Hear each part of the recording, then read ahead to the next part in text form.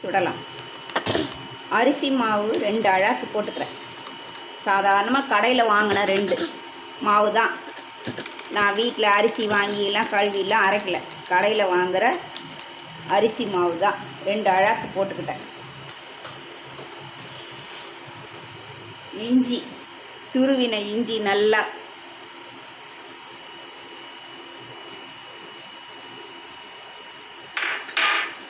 வெங்காயம் நல்லா அரிஞ்சு வச்சு பொடியாக நறுக்குன வெங்காயம்,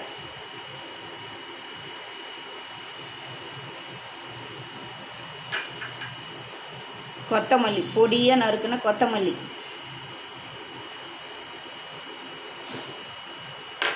உப்பு. இதை நல்லா வெறுமனே நல்லா கலந்து விட்டுக்கலாம். பச்சை மிளகா போடலாம்.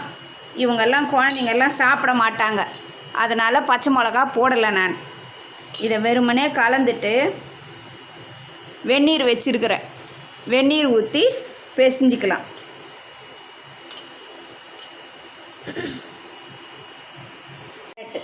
கொஞ்சம் போட்டுக்கலாம்.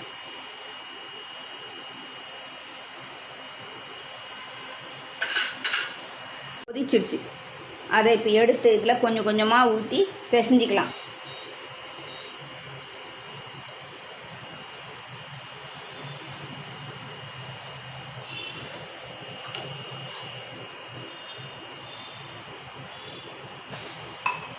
ஒரு ஸ்பூனில் நல்லா கலந்துக்கலாம். அப்படி கொஞ்சம் கொஞ்சமாக